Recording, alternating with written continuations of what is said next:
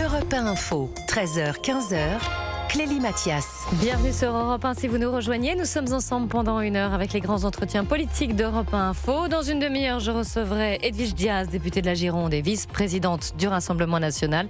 Mais avant, c'est Vincent Louot, sénateur Horizon d'Indre-et-Loire, qui est avec moi en studio. Bonjour monsieur. Bonjour Clélie Mathias. Soyez le bienvenu. On va évidemment commencer par l'affaire Liana. Comment vous avez pris les mots, les déclarations d'Emmanuel Macron qui a dit tout à l'heure en Conseil des ministres, en préambule d'ailleurs de ce Conseil des ministres, et ces déclarations ont été rapportées par la porte-parole Maud Bréjon. On ne répond pas à un drame par des cris. La précipitation et la démagogie sont des réponses qui ne sont pas à la hauteur. Comment vous jugez ces paroles du chef de l'État ? Oui, alors il faut faire attention parce que les cris de la maman qui a perdu son enfant, il faut les entendre. Et oui, bien sûr, la démagogie pose un problème. L'effervescence créée par cette affaire qui ne s'arrête pas et qui ne va pas s'arrêter parce qu'en fait, notre population est à bout de ne plus supporter de voir des services publics qui, en fait, ne rendent plus les services pour lesquels ils devraient être bien montés et bien respectés. Vous la jugez adéquate, cette réponse ? Moi, On ne répond pas à un drame par des cris ? Moi, je ne juge pas. Je juge pas le président Macron. Moi, en fait, je suis un peu fatigué de toutes ces réponses où tout le monde en rajoute, tout le monde demande une loi. L'ancien président Hollande demande une loi, certains demandent des lois.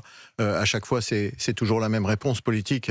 On allume des bougies, on fait des lois. Il y a une certaine émotion. Et le politique court après cette émotion de notre peuple, en fait, qui considère aujourd'hui qu'on a dépassé des limites. Et je pense que ces limites sont déjà dépassées sur plusieurs sujets depuis très longtemps. Et moi, si je suis devenu sénateur en 23, c'est parce que je suis parti de ma campagne, en fait, pour participer à une amélioration des services auprès de notre population, parce que je vois des carences dans tous les services, que ce soit l'hôpital, l'éducation ou là, aujourd'hui, la justice. Alors, je rappelle que vous êtes sénateur Horizon d'Indre-et-Loire. Écoutez, Éric Ciotti, le maire de Nice, qui dénonce l'impuissance du gouvernement. Il était sur BFM TV ce matin.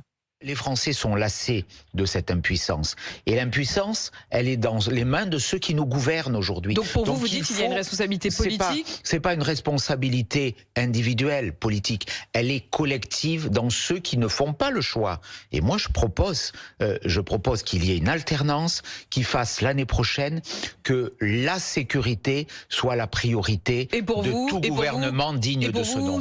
Alors évidemment, on est à 11 mois de la présidentielle, donc il y a des projections qui se font et des ambitions aussi.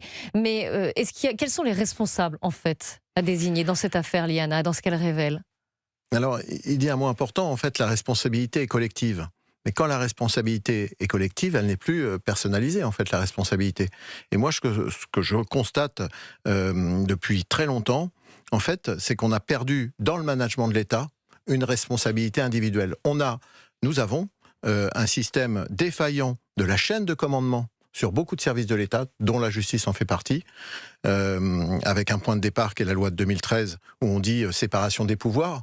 Et en fait, cette séparation des pouvoirs a été abusivement utilisée par certains pour dire « Monsieur, le service du garde des Sceaux n'a pas à en savoir de ce qui se passe dans la justice. Mmh.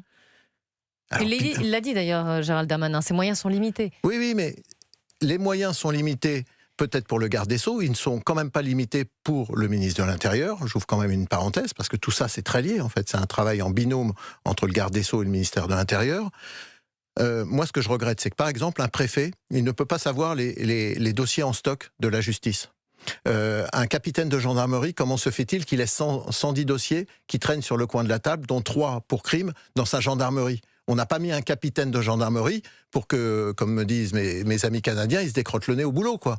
On a mis des chaînes de commandement sur tous les étages, avec une armée mexicaine de soi-disant managers qui, aujourd'hui, ne font pas le boulot. En fait, ce que vous dites, Vincent Louot, c'est que quand une responsabilité est collective, ça veut dire que la responsabilité est diluée, et donc il n'y a plus de sanctions, et il n'y a pas de commandement. Bien sûr, la responsabilité collective est trop facile. Sur un système de fonctionnement de l'État qui, la dilution, ne doit pas permettre le fait que personne n'est responsable du bazar dans lequel on est aujourd'hui. Alors, Bruno Retailleau propose, dans la foulée de cette affaire Liana, de mettre en place une cour disciplinaire de la magistrature, avec notamment aussi pas que des professionnels et des magistrats, mais aussi des citoyens qui seraient tirés au sort et qui pourraient établir et donner des sanctions. Est-ce que vous y seriez favorable ? Moi, je vais pas être dans les enchères de la présidentielle où on va inventer des nouveaux systèmes et encore inventer des choses qui sous-entendent, parce que ça me pose un petit problème, que les juges, les procureurs sont pas à la hauteur des missions qui leur sont données. Je rappelle quand même une chose, c'est qu'on a des procureurs qui sont ensevelis sous le boulot, on a des juges qui font ce qu'ils peuvent, on a quand même un système de la justice où on a manqué beaucoup de moyens, ça a été rectifié depuis les dernières lois de finances, où on a remis énormément de moyens, mais il faut pas non plus lancer la vindicte sur des gens qui font un travail admirable. Mais alors comment on fait, comment on casse ce que vous disiez, cette responsabilité collective, cet aveuglement sur certains dossiers, comment on fait pour améliorer les choses et pour qu'il n'y ait plus d'affaires Liana et qu'on puisse protéger nos enfants? C'est très simple, que le capitaine de sa petite gendarmerie manage ses équipes pour pas que les dossiers restent en bout de la table et qu'on préfère aller faire de la prévention routière avec des sanctions sur la route au lieu de s'occuper réellement des dossiers et en ordre de priorité. Premier point. Deuxième point, que le préfet puisse, avec le procureur, voir les difficultés et puisse les quantifier, c'est-à-dire qu'on puisse avoir des résultats et un état du stock, en fait, aujourd'hui. En tant que préfet, si vous demandez au procureur où on en est du stock, il vous dit séparation des pouvoirs. Monsieur le préfet, allez voir ailleurs. Les procureurs généraux, les 36 procureurs généraux, sont en lien direct avec Darmanin, avec le ministre. C'est-à-dire qu'il n'y a pas de strate administrative qui rend des comptes. Vous vous rendez compte? On est dans un monde où on a complètement étanchéifié, on les a laissés tout seuls. Les juges, les procureurs, on les a laissés tout seuls, on leur a pas demandé de rendre des comptes, ils se sont embourbés dans leur mètre cube de dossiers, et résultat, vous le voyez aujourd'hui, devant vous. Et donc, pas de nouvelle loi? Pas la peine de faire évoluer la législation, notamment envers ces violences sexuelles contre les mineurs? Bien sûr mais on a déjà fait beaucoup, mais on n'applique pas la loi. On n'applique pas. Quelle est l'application de la loi et quel est le contrôle de la loi déjà existante? Comme il y a séparation des pouvoirs, là je salue le Sénat qui ouvre une commission d'enquête au Sénat via la commission des lois pour voir toute la chaîne de commandement et tout ce qui s'est passé dans cette problématique. Moi j'ai besoin en tant que parlementaire de pouvoir demander des comptes au procureur, pas sur le fond d'un dossier. Pas du tout sur le fond d'un dossier. Mais pourquoi, par exemple, c'est arrivé chez moi, on met 70 gendarmes pour aller contrôler un pauvre paysan qui, soi-disant, est un grand bandit? Mais c'est une plaisanterie. Le préfet était même pas au courant qu'on mobilisait 70 personnes un matin à 6 heures. C'est ça, la normalité où certains sont devenus, du fait de nos défaillances, des auto-entrepreneurs et des principautés de Monaco dans ce pays. Aujourd'hui, nous l'avons devant nous. Écoutez, Gérald Darmanin, il était l'invité de l'heure des pros hier sur CNews, le ministre de la Justice qui est apparu un peu, il a pris beaucoup la parole, un peu la voix cassée, et il s'est défendu dans l'affaire Liana. Oui, mais moi, vous savez, je ne suis pas propriétaire de ma charge. En effet, j'ai déjà proposé ma démission au président de la République. Je me suis dit que j'étais dans la tempête et que j'étais en train d'essayer d'appliquer l'état de droit et l'autorité du ministre sur son administration, dans un ministère très compliqué, et que si je faisais ce que vous me disiez, parce que j'ai évidemment pensé, parce que je dors pas bien depuis plusieurs jours, comme j'imagine les magistrats, les enquêteurs qui sont directement liés à cette affaire, on peut avoir fait des fautes et s'en vouloir profondément. Je suis sûr que c'est ce qui se passe. Et personnellement, je me suis posé la question de savoir si j'avais une quelconque responsabilité dans la défaillance totale de ce système. Vincent Louot, est-ce qu'une démission de Gérald Darmanin changerait les choses? Non, strictement rien. Gérald Darmanin... Pour moi, je vous le réponds de façon rapide, en fait. Pour moi, non, c'est pas le problème. Gérald Darmanin a pleinement conscience, depuis déjà très longtemps, de la limite, en fait, d'un garde des Sceaux. De la limite. Seulement pour résoudre les problématiques d'un système comme la justice, avec toute son organisation, c'est compliqué. C'est compliqué. Donc Gérald Darmanin ne doit pas démissionner, ça changerait strictement rien. Il a prouvé quand même, comme ministre de l'Intérieur et comme ministre de la Justice, qu'il avait été là, et je lui fais totale confiance pour apporter des solutions à cette problématique. Pour l'instant, vous trouvez qu'il a bien géré ces dossiers, cette affaire ? Écoutez, on le voit beaucoup. Certains disent qu'on le voit trop, même. Oui, peut-être, je ne vais pas commenter ça, mais il fait ce qu'il peut. Mais quand vous prenez une vague, un tsunami de l'ordre qui est encore en train d'arriver par rapport à ces affaires, parce que là, le plafond de verre est tombé sur toutes les affaires vont sortir, tous les vieux dossiers, la population va se mettre à parler. Quand vous attendez depuis 1 an, 2 ans, 3 ans, 4 ans, 5 ans une réponse de la justice, mais tout le monde va parler. Donc vous allez avoir dans les semaines qui vont suivre toutes ces petites bulles qui remontent de la population qui considérait avoir été oubliée par la justice française. Et moi, je représente le peuple et on m'a toujours interdit de m'intéresser par la fameuse séparation des pouvoirs à ce qui se passe dans le fonctionnement de la justice. Sans oublier les 70 000 dossiers sur lesquels Gérald Darmanin a demandé qu'on se penche de nouveau. On en a un temps record puisqu'il a demandé au procureur magistrat de les rouvrir en 1 mois.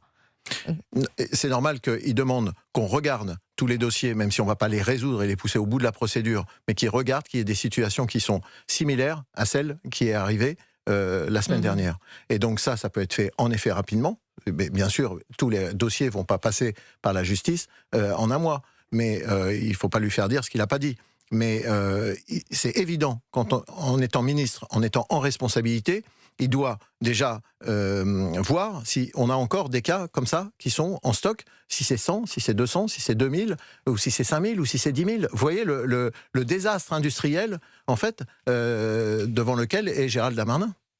Mais finalement, on a l'impression, avec cette affaire Liana, qui le révèle, que notre système judiciaire français n'est pas fait pour l'explosion des violences sexuelles, notamment contre les mineurs, à laquelle on fait face.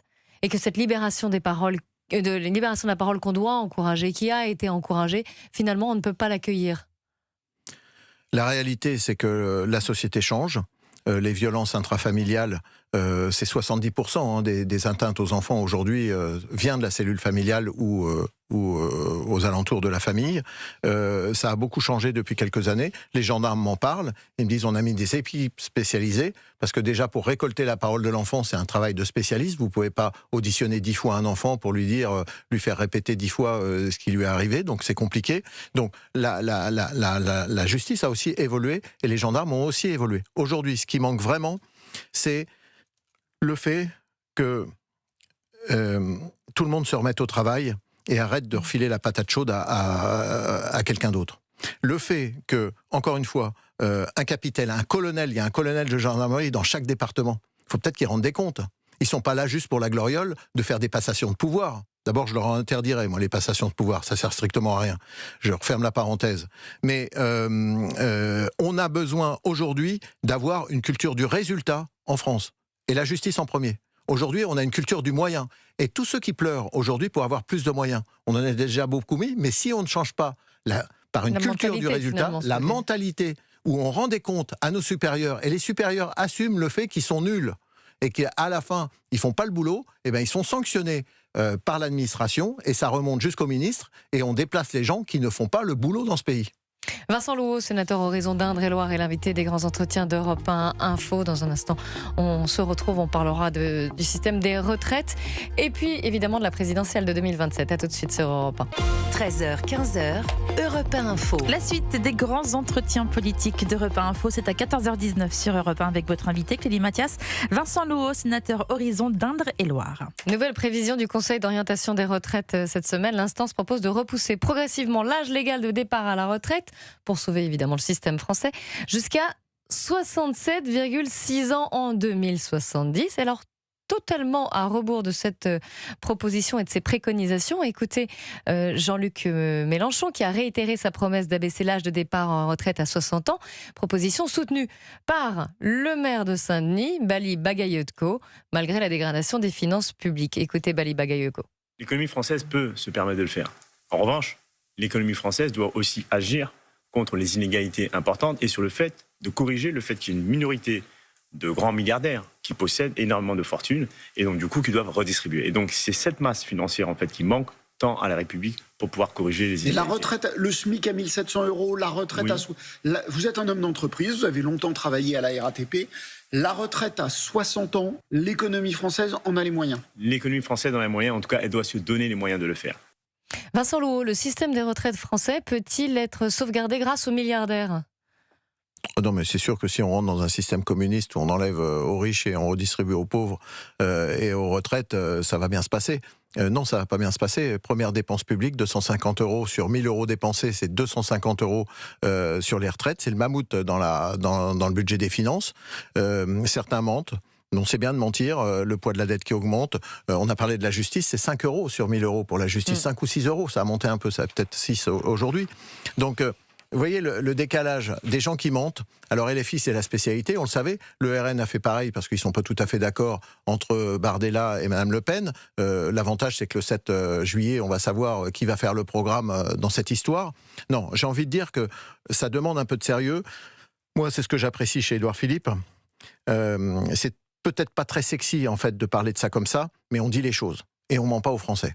À un moment, continuer à mentir sur ce sujet aux Français nous emmènera dans le mur. Ça, c'est une réalité. Mais pourtant, la réforme des retraites voulue par Édouard Philippe, elle est allée dans le mur aussi. Oui, mais c'est normal. C'est normal parce que quand vous avez une polarisation du débat sur un âge de la retraite, ce qui est une stupidité. Moi, je suis agriculteur, vous êtes journaliste, j'ai des amis maçons, charpentiers, des femmes qui travaillent dans le milieu médical. La pénibilité n'a jamais été traitée dans ce pays.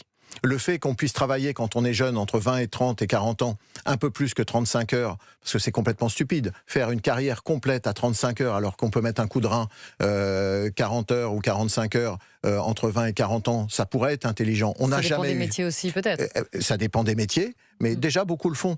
Et puis vous savez, j'ai envie de dire, tout ça, c'est un peu de l'enfumade. Parce que quand vous allez avoir des retraites qui vont être au minimum, comme c'est déjà beaucoup aujourd'hui, vous avez beaucoup de personnes qui partent à la retraite avec entre 1000 et 1300 euros. S'ils ne sont pas propriétaires de leur logement, ils se retrouvent en difficulté. Et ils ont quoi pour vivre tous les mois, pour pouvoir voyager, pour pouvoir aller voir leur famille et pouvoir faire quelque chose qui leur plaise. Si c'est pour être à la retraite et être obligé de reprendre un travail, c'est quoi la finalité du truc? Parce que c'est quand même ça la réalité. Combien de retraités pauvres sont obligés de travailler? Pas du tout par volonté, parce qu'ils sont obligés de travailler. Ça, c'est une réalité. Donc, vous savez, il va falloir que la présidentielle, et ça sert à ça, une présidentielle, qu'on se dise les choses. Moi, je trouve qu'Édouard Philippe a le courage de les dire. Il en prend plein la figure, parce qu'il dit les choses, et c'est le méchant de la bande, parce qu'il dit clairement les choses. Oh bah, pour l'instant, son programme, il est resté encore assez flou. Il ne l'a pas encore vraiment annoncé. Non, mais c'est normal que le programme il soit flou aujourd'hui. Pourquoi? Parce on est à 11 mois, là, ça commence à se préciser. Non, vous voyez l'actualité. Vous voyez l'actualité d'aujourd'hui, quelles auraient été les sorties d'Édouard Philippe qui auraient présenté quelque chose d'énorme avant, tout serait oublié aujourd'hui. Donc on est dans une temporalité qui nous dépasse, on a besoin de créer une dynamique en fait. Les Français, ils veulent pas un catalogue de mesures, les Français, ils veulent une énergie. Les Français, ils veulent... Mais aussi un programme. Oui, bien sûr qu'ils veulent un programme, mais ce programme, ça sera tout sauf un âge de départ à la retraite, parce que c'est mortifère. Ça serait quoi, à la carte ou la durée de cotisation? Non, mais vous croyez que c'est pas déjà à la carte? Vous croyez qu'il y a un système de retraite pour chaque Français et que tout le monde est dans le même système? Aujourd'hui, il n'y a aucun retraité français qui est comparable dans son accès à la retraite. Donc, entre les femmes, les carrières longues, le fait d'avoir eu des enfants, mais attendez, le monde réel est tout sauf quelque chose de simple. Donc, il n'y a aucune réforme qui est compliquée. Par contre, la chose qui est claire, sûre, précise, c'est qu'il va falloir qu'on travaille un petit peu plus sur la durée de notre vie au travail. Voilà, alors, qu'est-ce que vous m'avez emmené sur la présidentielle? Est-ce que Gabriel Attal a eu le mot tabou, à savoir le mot primaire? Oh, alors là, moi je sais ce que j'en pense de la primaire. Édouard Philippe a dit ce qu'il en pensait de la primaire, qu'il était hors de question. Et pour moi, les primaires sont mortifères. Pourquoi? Parce que les primaires sont mortifères, parce que tous ceux qui ont fait des primaires, ils ont fini à moins de 6%. Mais alors pourquoi Gabriel Attal a parlé de primaires? Parce qu'il faut bien qu'il se démarque. Il faut bien se démarquer. Ce qui n'est pas mortifère, c'est pas justement ce duel entre Gabriel Attal et Édouard Philippe? Non. Et encore, je pourrais en rajouter d'autres? Non, pas du tout. Parce que moi, ce que je respecte, c'est le fonctionnement de nos institutions et de notre système de présidentiel. Le premier tour sert à ça, en fait. Le premier tour, il sert à délimiter et à éliminer des candidats. On élimine au premier tour et ça va bien se passer. Vous inquiétez pas. Après, si certains veulent s'entêter dans le jeu pour sauver leur parti, le système des primaires, en fait, c'est un problème de parti. Lionel Jospin en 2002, hein. Oui, mais moi, je ne peux pas vivre comme ça. Si vous enlevez la responsabilité, si vous triez les candidats avant le premier tour, ça c'est comme le vote républicain au moment des législatives. À la fin, les gens sont mécontents, ils votent n'importe quoi et on les pousse vers le populisme. Mais ce que Donc, vous nous non. dites là, Vincent Louault, c'est qu'il va y avoir Gabriel Attal et Édouard Philippe au premier tour sur la ligne de départ. Ce qui est clair, c'est que nous, on se met en ordre de marche avec Édouard Philippe. Le 5 juillet, on a un gros meeting de lancement de cette campagne électorale. On est là, on est présent. Et après, chacun portera ses responsabilités en fonction de comment vont évoluer, bien sûr, les sondages et bien sûr, comment les candidats sentent la chose. Je pense que quand on a des candidats qui prétendent à être président de la République, si vous restez en lice, sachant que vous allez faire perdre tout le monde, la responsabilité sera lourde. Laissez donc les gens qui prétendent gérer la France prendre leurs décisions en temps et en heure. Merci beaucoup Vincent Louault. Je rappelle que vous êtes sénateur à Horizon d'Indre-et-Loire. Dans un instant, je recevrai Edwige Diaz, députée Rassemblement National de Merci la à vous. Gironde, dans les entretiens politiques d'Europe 1.